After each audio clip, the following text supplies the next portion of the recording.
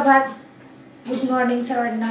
आपल्या Marathi YouTube channel आरोग्य व्याख्यामध्ये सर्वांचं स्वागत। पाहूयात मधुमेह म्हणजे काय, मधुमेह कशामुळे होतो, यावरती उपचार काय करता येईल आणि मधुमेह रक्तातील किती असतो, तसेच मधुमेहाची आपल्याला उपयुक्त अशी सोप्या आणि मराठी भाषेमध्ये मी आपणापर्यंत माहिती पोहोचवणार आहे। तर सर्वांनी मधुमेह हा व्हिडिओ स्किप न करता शेवटपर्यंत पहावा। मराठी यूट्यूब चॅनलमध्ये आपण नवीन असाल तर आरोग्य व्याख्या मराठी यूट्यूब चॅनलला लाईक, शेअर आणि सबस्क्राइब करा, जेणेकरून आपल्याला नवीन अपडेट मिळू शकतील। बेल आयकॉनला प्रेस करा। अशीच माहिती मी आपणापर्यंत पोहोचवण्याचा प्रयत्न करते। मधुमेह म्हणजे काय? सर्वसामान्य माणसांच्या मते रक्तातील व लघवीतील साखरेचे प्रमाण वाढले म्हणजे मधुमेह झाला। मधुमेही रुग्णांनाही याविषयी फारशी माहिती नसते। अगदी खरं सांगायचं तर मानवी शरीराच्या हॉर्मोन्सच्या असंतुलतेमुळे मधुमेह होतो। हे नेमकं कसं होतं ते आपण विस्ताराने पाहूयात। आपल्या शरीरातील प्रत्येक पेशीला जिवंत राहणे, आपलं कार्य करणे, या दोन गोष्टींना जीवनची आवश्यकता असते। म्हणजेच ग्लुकोज हे पेशींचं इंधन आहे। जेवण घेतल्यानंतर अन्नाचं पचन होतं। अन्नातील कार्बोहायड्रेटयुक्त पदार्थ याचं ग्लुकोजमध्ये म्हणजेच साखरेमध्ये रूपांतर होतं।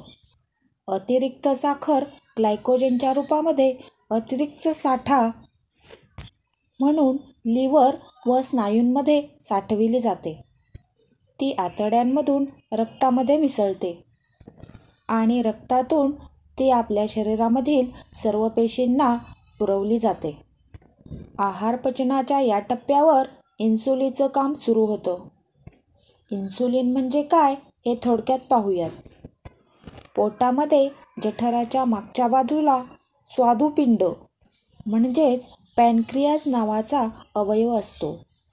ही एक ग्रंथी आहे, म्हणजेच शरीरातील चयापचयावर नियंत्रण ठेवणारी हार्मोन किंवा संप्रेरके व एन्झाईम्स म्हणजेच पाचक रस स्वादुपिंडामध्ये तयार होतात। स्वादुपिंडामध्ये आयलेट्स ऑफ लँगरहॅन्स नावाचे पेशींचे पुंजके असतात। याच्या रचनेमध्ये वेगवेगळ्या पेशींचा समावेश असतो। त्यातील बीटा प्रकारच्या पेशी इन्सुलिन निर्मितीचं कार्य करतात। शरीराच्या गरजेनुसार कमी जास्त प्रमाणात इन्सुलिन रक्तामध्ये सोडले जाते।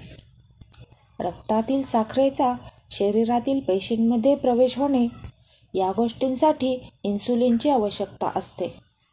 म्हणजेच आपण जर अशी कल्पना केली, पेशीभित्ती ही एखाद्या कुलपाने बंद केली आहे, तर ग्लुकोजच्या प्रवेशासाठी हे कुलूप उघडणे गरजेचे आहे आणि या कुलपालाच शास्त्रीय परिभाषेत रिसेप्टर असे म्हणतात।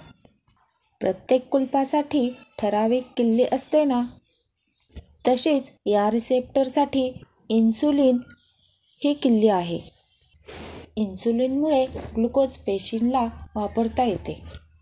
याशिवाय यकृतातील साखरेच्या उत्पादनाला प्रतिबंध करण्याचे काम इन्सुलिनद्वारे होते।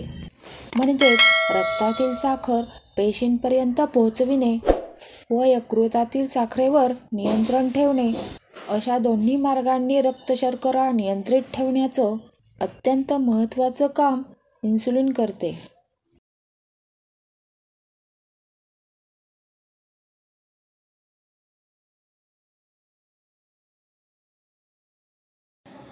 चला तर मग पुन्हा भेटूयात नवीन व्हिडिओमध्ये नवीन माहितीसह आणि आपल्या आवडत्या चॅनल आरोग्य व्याख्या यामध्ये।